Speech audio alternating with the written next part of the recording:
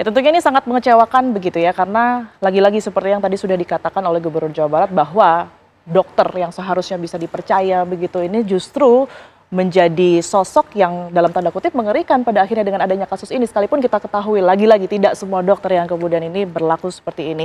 Kita akan cari tahu pemirsa seperti apa sebenarnya pandangan warga berkaitan dengan kasus ini. Kita akan coba tanyakan bersama dengan reporter kami yang sudah berada di lapangan, Celia Alexandra. Selamat malam Celia, seperti apa sih sebenarnya tanggapan warga berkaitan dengan kasus biadab ini?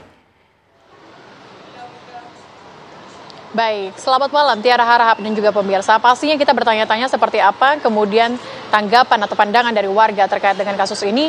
Kasus pemerkosaan yang dilakukan oleh dokter residen program pendidikan dokter spesialis PPDS di Rumah Sakit Hasan Sadikin, Bandung, Jawa Barat.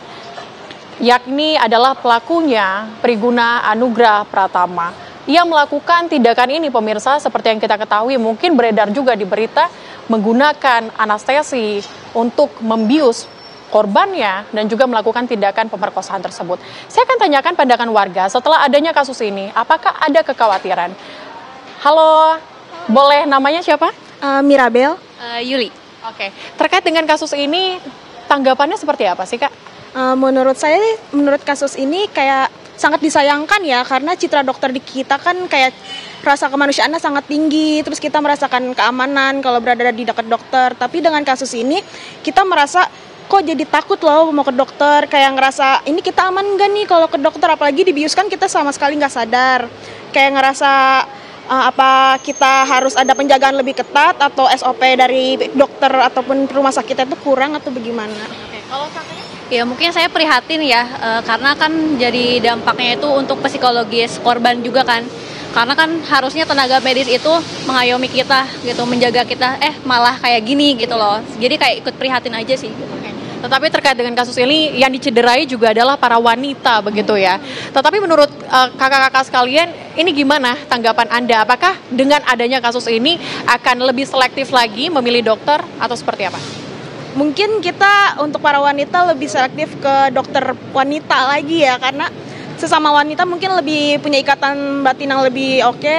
Jadi kalau dokter pria mungkin kita kurang bisa dipercaya karena ada kasusnya ini. Cuman semoga SOP kedokteran lebih diperketat lagi, semoga lebih baik lagi deh. Mau nggak mau jadi tergeneralisasi Mungkin gitu. sama kayak Mirabel ya, karena kan jadinya tuh jadi trust isu ke kitanya gitu loh Kak. Terus makanya mungkin lebih selektif lagi memilih dokter ya. Mungkin semua dokter emang nggak gitu, cuman kayak jadi trust isu aja gitu. Ya. Tetapi pasti kekhawatiran muncul ya gitu ya. Kekhawatiran seperti apa sih Kak? Rasa khawatir kayak ini kalau pas kita lagi nggak sadar diri, apakah akan terjadi lagi kasus tersebut atau ada yang lebih berbahaya lagi, kan kita nggak tahu ke depannya mana kan Mbak. Jadi semoga hal itu nggak terjadi aja sih. Iya sama kayak Mirabel. Jadi kayak ada rasa takut aja gitu. Iya. Adanya kekhawatiran begitu ya. Terima kasih ya kakak ya. Pasti pemirsa kalau tadi kita tanyakan langsung, kekhawatiran pasti muncul khususnya di kalangan perempuan dengan adanya kasus pemerkosaan di mana ketika tidak sadarkan diri seperti yang terjadi di kasus di Rumah Sakit Hasan Sadikin Bandung ini pasti membuat kita khawatir dan juga bertanya-tanya apa yang akan terjadi jika kita dibius. Ini juga respon dari kakak-kakak tadi yang kita sudah sempat tanyakan bahwa lebih akan selektif lagi dalam memilih dokter dan juga harapannya agar kedepannya dari tindakan yang dilakukan SOP-nya lebih ketat lagi. Sementara demikian, Tiara Harahap. Baik, Celia Alexandra melaporkan langsung. Terima kasih atas laporan Anda. Saya ke Dr. Niko. Dr. Niko, ini tampaknya banyak sekali yang kecewa dengan kasus ini, akhirnya berimbas kepada dokter-dokter yang memang berniat baik, berniat untuk menolong, berniat untuk menyembuhkan begitu. Nah, tapi untuk kemudian memberi kepercayaan lagi dari pasien terhadap dokter ini, apakah ada SOP yang menurut Anda perlu ditingkatkan, Dr. Niko?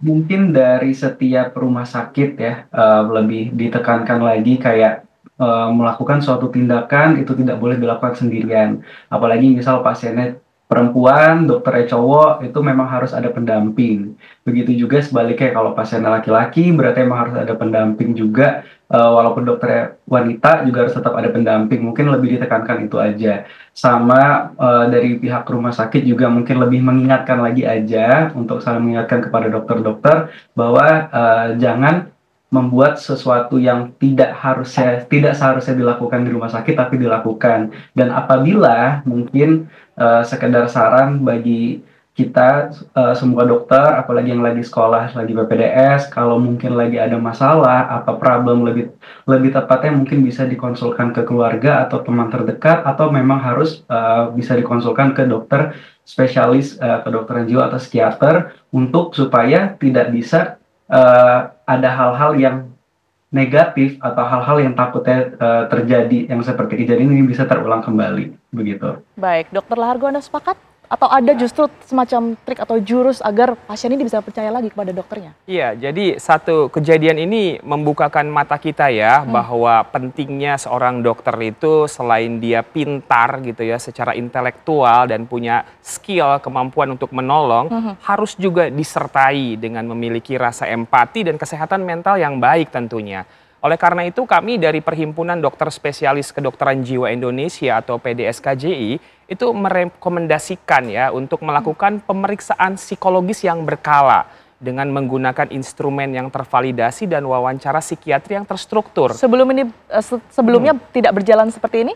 Ya, pada waktu proses seleksi mungkin memang dilakukan, tapi pemeriksaan berkala misalnya setahun sekali, itu saya rasa perlu dilakukan karena kejadian ini membukakan mata kita ya, bahwa ada resiko, ada potensi kesehatan jiwa dokter atau calon dokter spesialis bisa terganggu oleh berbagai faktor yang mungkin dalam kurun waktu pembelajarannya atau mungkin punya riwayatnya sebelumnya. Dan itu bisa memunculkan perilaku kekerasan, bahkan kekerasan seksual yang saat ini sudah terjadi. Dan tadi ya menyebabkan munculnya trust issue kepada dokter, meskipun satu kejadian ini nggak menggambarkan wajah dokter Indonesia yang seperti itu kok. Masih banyak dokter-dokter Indonesia yang baik, yang ramah, yang pintar, yang empati, yang mau dan berniat untuk menolong masyarakat untuk menjadi lebih sehat lagi. Oke, baik. Kita harus jeda terlebih dahulu, tapi usai jeda nanti kita akan berbincang kembali mungkin dengan Pak Roni dan juga dari pihak kuasa hukum korban ya, karena tadi seperti yang kita ketahui sudah ada respon dari